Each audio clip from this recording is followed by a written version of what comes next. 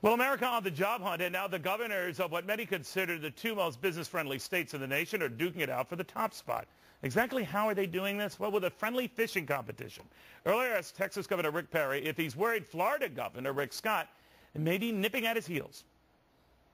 I'm not worried about it, but it's one of the things I'm proud of is that the governors have put tax and regulatory and legal policies into place. You know, Bobby Jindal over on our eastern shore is one that really puts the pressure on. You got Susana Martinez over in the western side of New Mexico and Mary Fallon in Oklahoma. So I'm surrounded by some people who get it about economic development, but it just makes us work that much harder. You know, we passed loser pay this last session of the legislature, so we're not just sitting over there with our feet propped up in Texas. We're working hard to be even more competitive. Are you worried, though, Governor? We both don't have an income tax. That's right. Are you worried? That's the question. How much are you worried? Now, we cut property taxes over $200 million. We cut out the business tax for two-thirds of the company that were paying it, cut 1,700 regulations. So are you getting worried yet?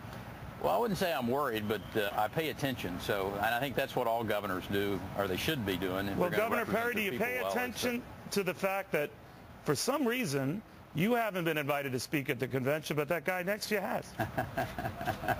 I wonder why. It's his good looks. I think that's what it was.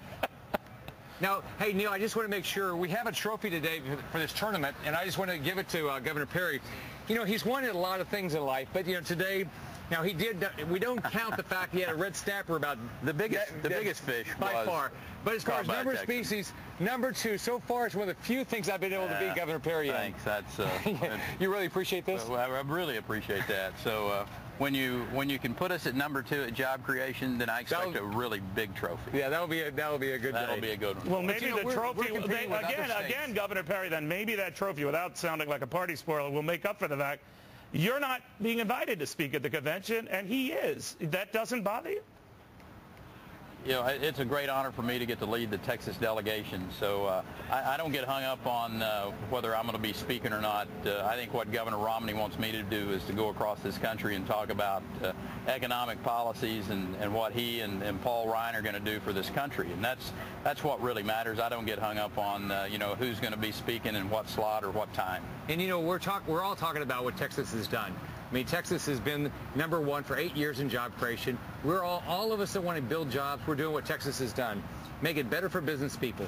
Business people create jobs, lower taxes, less regulation, less litigation. Governor Scott, I know that. Then you'd want to showcase that. You'd want to showcase that at the convention. Then that guy next to you should be showcased, and he's not being showcased. I probably have to talk about him a little bit. Yeah, that's good. Will you? Well, I'm going to talk about what Texas is doing, what Florida is doing, what Bobby Jindal is doing. We're competing, and we're competing in the global market. We've got to make sure our states, our country. This race is going to be about jobs.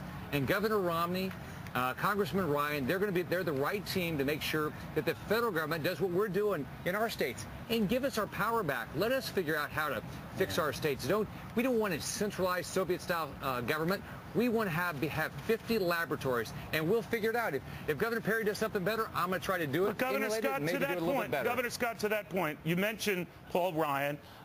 Many argue that he's an anathema in your state, that a lot of seniors don't like his Medicare prescription plan. They think he's anti-elderly. You've heard all the rap against him.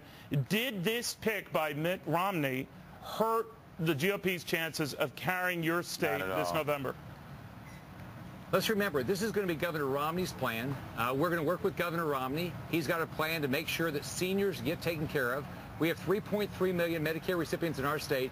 I'm going to work tirelessly. I'm sure Governor Perry will do the same thing in Texas to make sure our Medicare recipients continue to get care. That's the key here. We've got to continue to make sure they get care.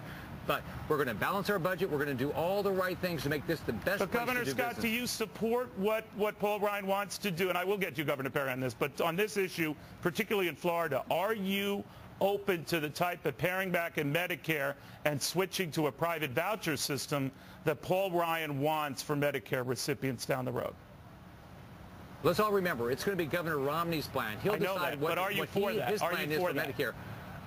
I'm going to support a plan that makes sure our Medicare recipients, we have 3.3 million of them in Florida, I'm going to make sure they continue to get care. They paid into the system. We've got to make sure we keep that system going. All right, Governor Perry, what do you think? I think that's the real issue here. is that people are on Social Security, the folks that are having their Medicaid, that this is still going to be there for them. The Democrats are going to try to scare people and say, oh, they're going to tear it away, tear it away from you. No, we're not. Well, what would the cutoff age be, Governor Perry? What do you think it would be? What we will do is in the out years, people like my children that are 29 and 26 years old, they know that if we leave the system in place that's there today, it's not going to be there for them. So the idea that we ought to sit back and to say, oh, we can't touch any of these, we ought not talk about them, we shouldn't be projecting out in the future how to save programs for our children and our grandchildren is just nonsense. So the idea that we ought not be having that conversation is not correct. We should, and I think American peoples, by and large, will not buy into the scare tactics that Obama administration and his flacks will be out trying to put across. But you did mention, Governor Perry, you mentioned, Governor Perry, that 26, 29-year-olds, they should sort of be given opportunity to have something down the road. For them, would that be the cutoff age then, that if you are that young, that you should be veering toward a different type of a system? Because Paul Ryan has his much older than that, in the 40s right now. Well, I think we're going to have the conversation, and the idea that we're going to draw up a piece of legislation here in August of 2012 is not correct. We're not going to do that. Let's have the conversation, though, and start a dialogue between the people of this country. One of the things that Governor Scott said that is so important, who do you want making the decisions for you? You want a centralized Washington, D.C. federal government making those decisions? Or should you push those back into the states and allow people who are closer to the people to make those decisions on a host of issues, whether it's education, whether it's transportation infrastructure, whether it's health care? We've got Obama and his administration that think all of those decisions need to be made in Washington, D.C. We disagree with that, and I think most Americans do too. Governor Scott, your state... This election is going to be about jobs. I think you're right about that. But in the end, gentlemen, and particularly Governor Scott, in your state and some of the improvements you've seen, as Governor Perry has seen in his state, do you think the president benefits? Obviously, Texas is a harder poll for Democrats. But in your state, the president leads in statewide polls, maybe some Republicans say, because of what you've done as governor, and that the president is going to benefit from that in November. What do you think of that? Well, let's look. There's only going to be one poll that matters. It's going to be election in November, and Governor Romney will get his plan out. It's going to be a plan to get our state back to work. I got elected on a very similar campaign. Our state elected me to make the tough choices and get our state back to work. And guess what? It works. Biggest drop in unemployment other than one state in the last 18 months. 40% of people on unemployment are off unemployment today. 127,000 private sector jobs. That's what people are going to vote for, and that's why Governor Romney is going to become the next president of the United States.